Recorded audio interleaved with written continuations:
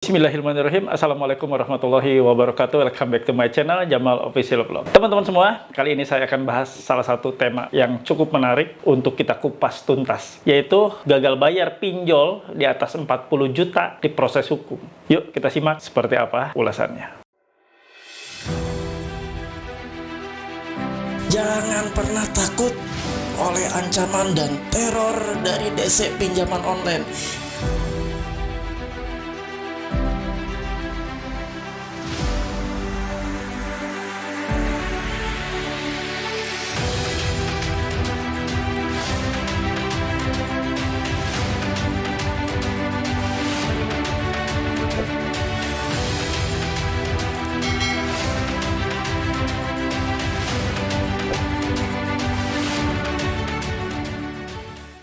Alhamdulillah teman-teman, bertemu kembali ya. Kita bertemu setelah usai kita berhari raya Idul Fitri. Kemarin kita berlebaran, kita stop ya selama beberapa hari untuk mengupas atau membahas terkait masalah pinjol. Jadi saya juga libur untuk upload video-video terkait masalah pinjol.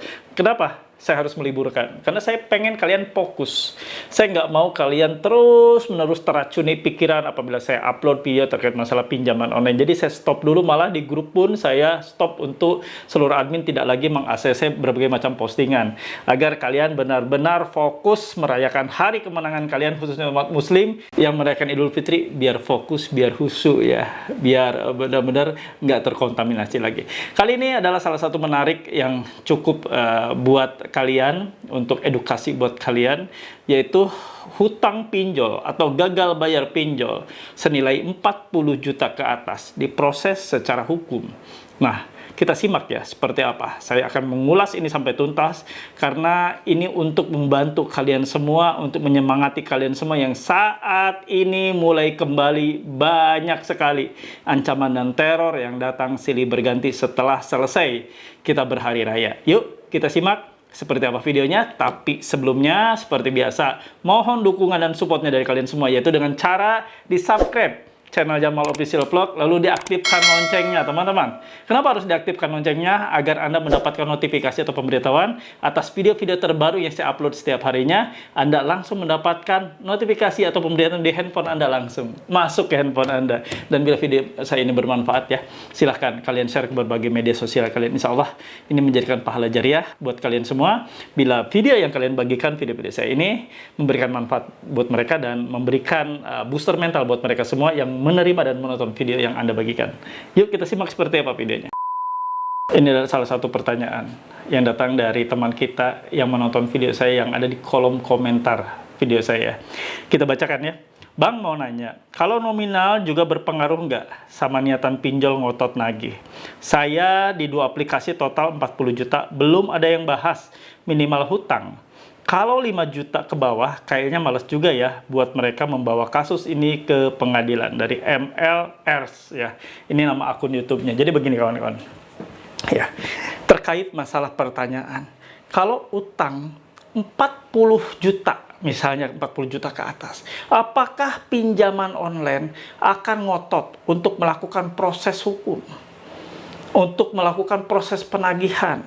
Untuk melakukan gugatan ke pengadilan? Nah, ini yang harus saya tegaskan ke kalian sekali lagi. Yang harus saya ulas lagi. Ini sebenarnya udah pernah saya bahas ya. Tapi demi penasaran kalian, khususnya teman kita ini, yang bertanya seperti ini ya, Mr. MLS ya, saya akan jawab biar tenang, biar paham. Jadi begini kawan-kawan.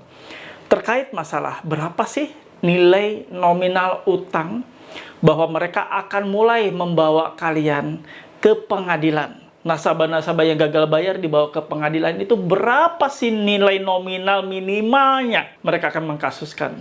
Kawan-kawan, sampai dengan detik ini tidak ada satupun pihak pinjol yang membuat standar bahwa minimal utang sekian, yuk kita naikkan ke pengadilan, yuk kita proses secara hukum, yuk kita gugat secara gugatan lawan prestasi. Tidak ada. Jadi ketakutan-ketakutan yang datang itu adalah ketakutan yang Anda buat sendiri. Pikiran-pikiran itu adalah Anda buat sendiri. Pertanyaan-pertanyaan tersebutlah yang akan berbalik ke Anda nantinya. Jadi teman-teman, jangan dibuat pusing ya pikiran Anda. Kalau misalnya pinjol menetapkan berapa nilai nominal minimal utang yang akan mulai dilakukan gugat perdata atau digugat secara one prestasi ya, secara perdata, gugatan one prestasi. Tentunya teman-teman kita yang lainnya yang saat ini banyak sekali berhutang di pinjaman online sampai dengan ratusan juta, tentunya mereka sekarang sedang digugat atau sedang berproses di pengadilan negeri.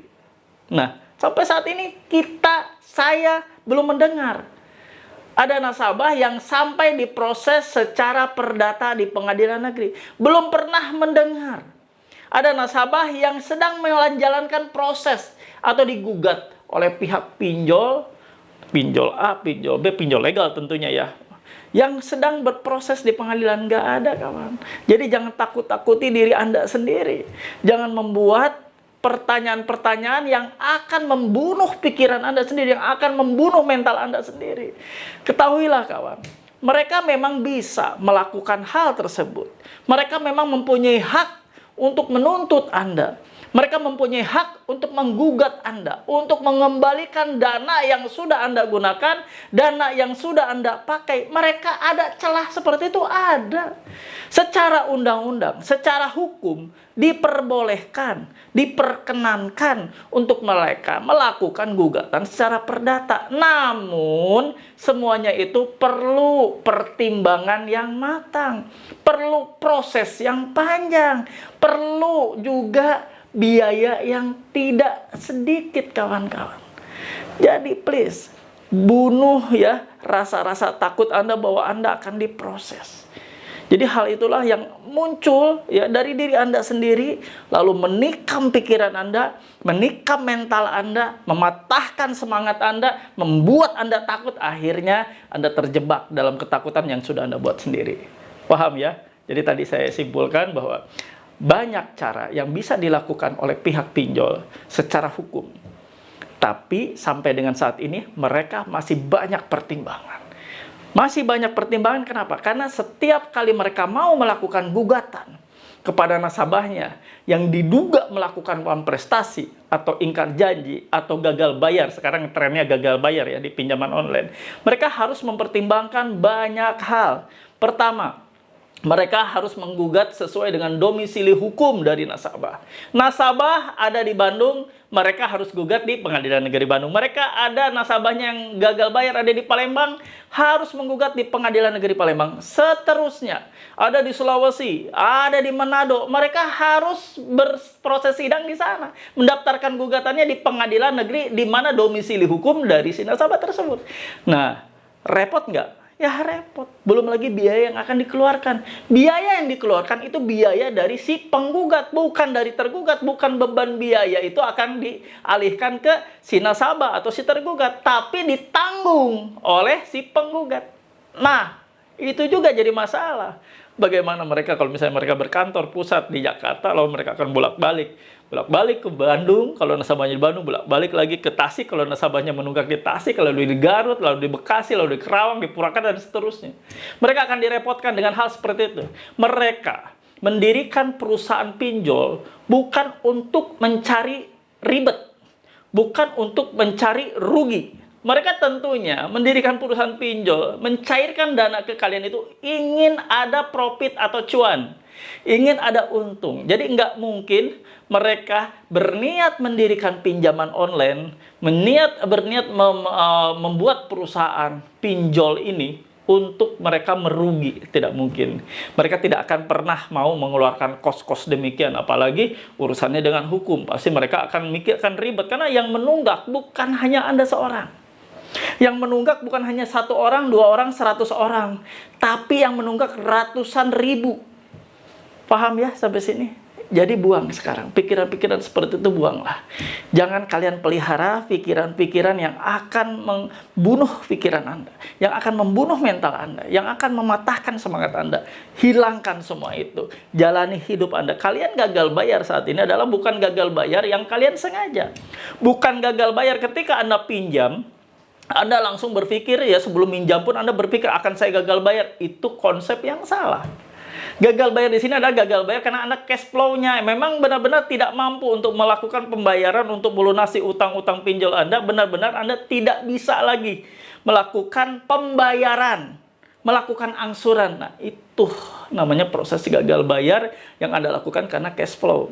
Karena keuangan Anda terganggu, ekonomi Anda tidak memadai untuk melakukan pembayaran. Paham ya sampai sini? Nah, saya ingin kalian semua benar-benar jernih pikirannya. Saya ingin kalian semua benar-benar bisa memahami bahwa hal ini sebenarnya bermula dari ketakutan yang Anda ciptakan, bermula dari pikiran-pikiran yang tadinya menurut Anda pikiran-pikiran ini adalah pertanyaan, tapi lambat laun pertanyaan dan pikiran ini akan membunuh mental kalian.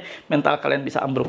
Seketika susah sekali untuk membuat orang itu move on, kecuali memang orangnya ingin ya move on segera mungkin, tapi jarang sekali. Orang yang sudah kena mental, jatuh mentalnya itu akan sulit sekali untuk bangkit lagi ya. Itu sebabnya saya bilang jangan pernah takut. Situasi gagal bayar ya sudah ya. Jalani gagal bayar Anda, hadapi gagal bayar Anda, segala resiko kemungkinan pasti datang. Pasti didatangi DC bisa jadi WA di kata-kata kasar, intimidasi, ancaman-ancaman sudah jelas, sudah pasti karena nomor Anda terhubung dengan pihak dari mereka. Kontak darurat Anda dihubungi sudah wajar karena Anda mencantumkan nama kontak darurat.